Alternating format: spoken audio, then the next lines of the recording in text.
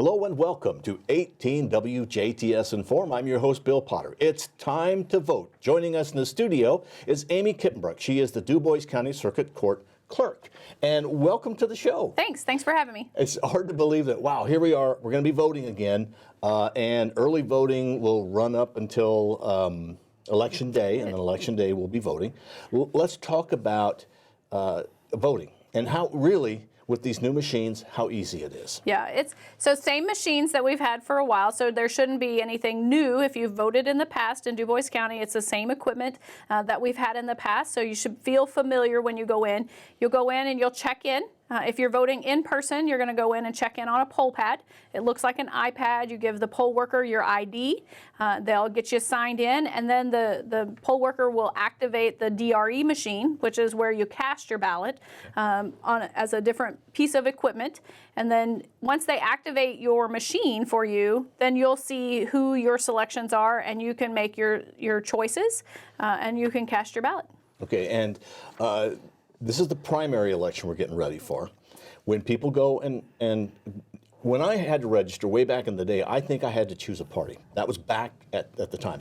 But now, we don't keep track of whether you're a Democrat or a Republican or a Libertarian or whatever you happen to be. You're just a... You are a registered voter.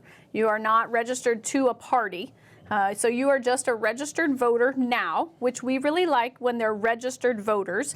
But when you vote in a primary, the purpose of the primary is to narrow down the field.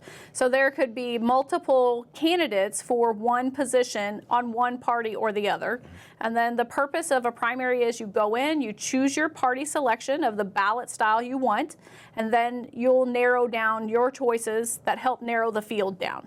Okay, and I know, sometimes you may vote Democrat because you know candidates there. One's a friend, one's somebody you really believe in, or you may vote Republican the next time because one is a friend or somebody you believe in. So you can go back and forth in the primary, it doesn't matter. And when it comes to the general election, it doesn't matter at all. You vote however you want. Right, so in the primary, you can vote Republican or Democrat. Every primary you go in, you get to choose. You're not forced into having one selection. If you go in and you choose one this time, then that's what you vote. The next time you could choose a different party for another primary. But then in the fall, in November, when everybody nationwide is voting, that is just choose your candidate. So we still have straight party voting options on your ballot. So if that's what you want to do, you can have that choice. But when you check in the fall, you're just checking in as the voter, and then you get your ballot and you can choose whatever selections you want. Okay, now back to when you go to vote, you need an ID. What sort of ID do you need? Yeah, most commonly, if you have your driver's license or an ID card or a state-issued card. Federally or state issued ID is there's a few selections. I think I don't want to misquote myself, but the poll workers can help you with that. But most generally, you have to take a pictured ID card with you. If you have a driver's license, that's the most common thing people use. Could a college student use a college ID? If it's a state college, you can. But private, not. But again, it has to be a pictured ID, and there has to be an expiration date on it. So there's a few things to make it conform to the guidelines. I think there's some military IDs. There's some options in there, but poll workers will help you with that. If you show up to the polling location on Election Day and you don't have an ID, the BMV is open for ID purposes. So you can always go to the BMV and get an ID on Election Day if that's something that happens to you. Well, I know a lot of older people don't drive anymore, which means they wouldn't need a driver's license, but they still can go to the driver's license branch and get a picture ID that they can use. Right, just an ID card. It looks very similar to a driver's license, but it is an ID card, and that works for voting purposes. And now back to the machines. These are new machines that we have used for the past few years. The governor has just signed a bill saying that we're going to get new machines in the state of Indiana by 2024. But Dubois County is ahead of the curve. We are already there. So your voting equipment is the same. So the same panels that we've used, that you've looked at and pushed the buttons on, those are the same things that we've used for a number of years. The new piece of equipment we add to that, it's called a VVPAT. What it stands for is Voter Verifiable Paper Audit Trail. So it more or less says, here's the selections you made. And then there's a little piece of paper that scrolls forward like a receipt machine, and it shows you how the machine is recording the choices that you made. So it's on a piece of paper. It says you made this selection or these 5 selections. If you see that piece of paper and you say, I made a mistake, or I missed someone, or there's something that you don't like about that piece of paper, you can start over. So you can make your selections again, and then it'll show you a second review, and then you can cast your ballot from there. Okay. And when folks are voting, how will they know who they're voting for? I mean, I live in a certain area. How do I know who's on my ballot? Yeah, that's a great question. We get that a lot. So you have a couple options. We have sample ballots. So voters can go to indianavoters.com. That's a great resource for a number of different things. But sample ballots, you can see who's on your ballot there. You can go to our county website. You can come into the clerk's office. If you're at a voting location or you're getting ready to go vote and you just want to double think who's on your ballot or double think your process, you can look at a sample ballot before you get checked in. So we have lots of options to see a sample ballot for your specific precinct, because we do have a few different races for the primary that maybe they're county-wide or maybe they're just restricted to a certain township.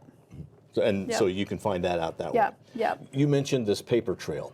Okay, a paper trail to me means that somebody's going to track my votes. Is that the case? No. Okay. No, it's tracking, or it's a way to audit if there's a recount one day, or if there's we do what they call risk limiting audits. So maybe it's not a recount, but we're just verifying. The state has a third-party company that randomly selects counties to do audits.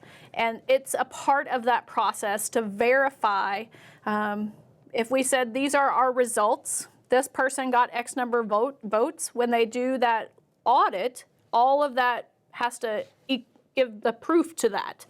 So whether it's the paper trail, if it's the electronic trail, it's just a multi-step process. And that paper, it doesn't show who cast that ballot. So when you check in, the machine knows you're casting a ballot. It doesn't know who you are per se. It doesn't, at the top of your ballot, it may say, if you're in early voting, it may say your voter ID number that's assigned to you specifically, and then it'll show your selections, but it doesn't show your name. The anonymity is still there, and the secrecy of who you voted for is unknown to yourself when you look at that piece of paper, or anybody else that might then come and look at that piece of paper. Now, early voting has really been the thing. It's really cool to do because I think you said when we were off camera that a little over 50% vote early. So early voting is going on, but you still can vote on election day. Yes. Okay. Where do you vote early? Early voting, you have lots of options, pretty much the same that we've done in the county in the past number of years. The courthouse annex is always a great place. That's always happening for about a month before the election, so that's a constant. The week before the election, we're at the 35th Street Fire Station in Jasper, and we have what we call a roaming board. It's in several different fire stations throughout the county. The 2 Saturdays before the election, we're at the 35th Street Fire Station in Jasper, we're at the Ferdinand YMCA, and we're at the Huntingburg Event Center. So we have lots of options for early voting locations. Again, same as it has been, any Dubois County registered voter may vote at any of those open sites. And it will know, because when you come in and check in, whether your district votes for this person or this person, if that is in your category. Yeah. So you can vote early, which runs April 4th. April 5th. April 5th through election. The day before election. The day before election. Thank you. Yeah, because election day is still election day, 6 to 6. You can vote on that day if you'd like. Yep. But more than half the people are going to vote early, and I think that's probably going to start to be a trend more and more and more. I think it's just convenience. That's why people turn out. They vote when it's convenient for them, or maybe they see the line or there's no line, and they're like, they can get in and out and be quick and be done.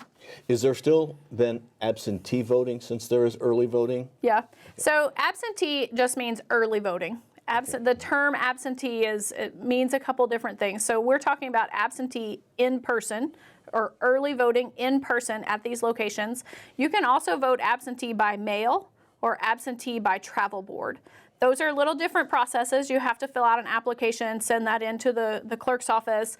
Once that gets processed, they'll mail you the ballot from the clerk's office, and then you have to mail or return that ballot back to the clerk's office. That's mail in, and then if you want to do it by travel board, you fill out the application, and then the travel board comes to you. So maybe you don't want to necessarily do it by mail, but you have a reason that you need somebody to come to you. The travel board can come to you, and then you can cast your ballot on the same DRE machine that you would cast your ballot on if you came in person to a polling location. And that's probably mostly for somebody who is homebound. Yes, yeah. We work really well with like the local nursing facilities or senior facilities. They all have us come out and work through that process with a travel board. But anybody, like we've been to the hospital or anybody that's just homebound or caring for someone that's homebound, there's an application for you to fill out, and then we'll get you what you need. And if you are going to be doing the absentee or traveling board, you need to do that a little bit earlier because that does take some time to process that through. Yeah, and there's deadlines for that process. There's deadlines for turning that application in, and part of that is because of mail. It takes time to mail things to us or to you, or then to get it back to us. So there's just different deadlines for that process. But it is super convenient. We did a phenomenal job in 2020 with that. Things were different, and we had a lot of people take advantage of that back in 2020. But now we're back to normal. Yeah. But you still can vote early. And remember to do that. Now, if you're in Dubois County, you can only vote in Dubois County, but you can vote a multitude of places in Dubois County. And I assume a lot of what you're saying applies to other counties as well, depending on where you happen to live. Yeah. But Dubois County is ahead of the curve with your new machines. Yeah, I'm not super, new machines because they're really kind of old for us. The new piece of equipment that we implemented in 2020, it was you could use it if you had it. And I was super excited because I think that it's about voter confidence. And I think that if you're coming to vote, I want you to believe that the machine is doing what you think it's doing. So we had the opportunity, we had some machines, and then we borrowed some machines from our vendor to make sure all of our machines were covered with those VVPAT machines. Again, I think it's about voter confidence. I think our machines were performing like they should be performing. But now this is just one more step for voters to feel like it's really happening for them. I do it every day, or I may be more exposed to the process, but I want every voter when they come in to know that our process is secure and it works like it's supposed to here in Dubois County. And your office does a great job of keeping people up to date. Okay, early voting has started. Here's the locations. This weekend, this place is going to be there. So just keep watching the news media and listening to the radio because details are given. Or you can go to your website. Yep. I went there this morning and I can see all the candidates that are running. I can click on township trustees if I want to find out who's running. So everything is exciting. There. Yeah. Anything else you'd like to add? I'd like to. So in the past, on Election Day, we've talked a lot about early voting and anybody can go anywhere within Dubois County, but on Election Day, we're going to continue that trend. So this year, that's new. In the past, on Election Day, you had to go to your precinct specific location. And now, this year, starting 2022, you can go any open voting location that we have on Election Day as well. So early voting and Election Day, any registered Dubois County voter can vote at any open site. That's really important. And really, voting is very easy. Have a picture ID. I don't think I've ever waited in a long line anywhere like we did years ago. Okay, I mean, it's really quick because of the early voting. So no matter where you go, you're gonna be in and out pretty quick. Yeah. I'm excited. We have a few contested races on the ballot for the primary, so I feel like voter turnout should be great. So everybody should take a minute, look at your sample ballots, and take a little opportunity to find a time that works best for you and cast your ballot. All right, Amy, thank you very much for being our guest. Our guest has been Amy Kippenbrock. She is the Dubois County Circuit Court Clerk, and she takes care of the election in Dubois County. Does a great job. Thank you for watching. Remember, it's time to vote. Please vote either early or on Election Day, May 3rd. May 3rd. Is Election Day. Thank you very much for watching 18 WJTS. We are local people watching local people.